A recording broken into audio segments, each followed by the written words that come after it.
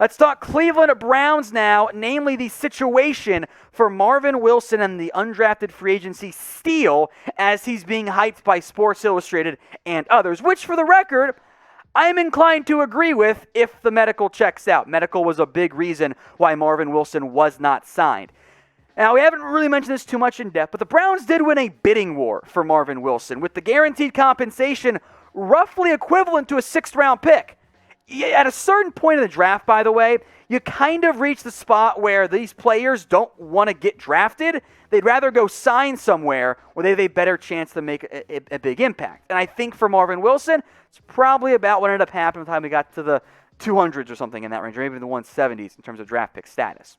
So we did a video about all the best undrafted free agent signings, but is Marvin Wilson the best one? Get your votes in for me. Type 1 for yes, or type in 0 for no. Is Marvin Wilson the best UDFA signing in 2021? Get your votes in. 1 for yes or 0 for no. Now, a big reason why Wilson went undrafted was the regression that we saw from 2019 to 2020. I was excited about Marvin Wilson after 2019. I saw a very productive player who could play 1 technique and 3 technique, who offered pass rushing value and some good run stopping. I thought he could have a Derek Brown type season and go in the first round. And we got the exact opposite. He was banged up again. He was playing 5-tech defensive end, and it wasn't really a fit for him. The medicals popped up in season and after the year as well, and I think that's a big reason why he went undrafted. But the player we saw in 2020 was not the same in 2019. But now he goes to Cleveland, who let go of Sheldon Richardson. Andrew Billings is there, Malik Jackson, Sheldon Day, Jordan Elliott. There's also Tommy Togiai, the rookie that they took out of Ohio State. Forgot to mention him.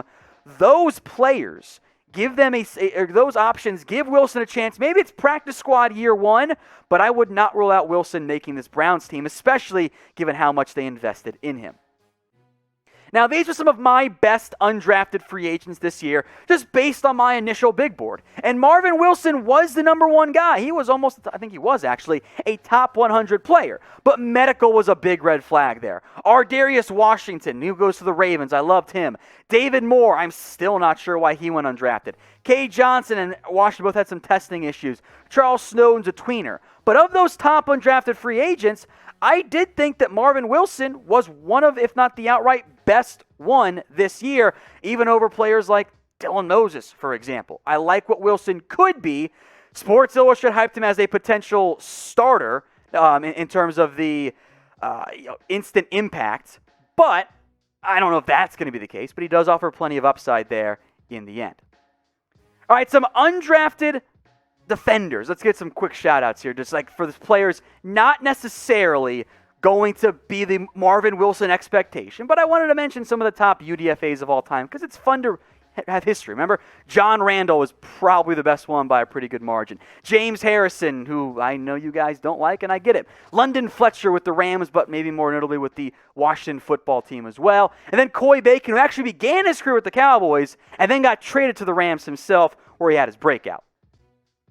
Now, do you guys want more Browns videos? Then hit that big red button and subscribe today. The more subscribers that we have, the more videos we can do. The first goal is 1,000. We're not that far away. So if you want to help us get there, hit that big red button and subscribe.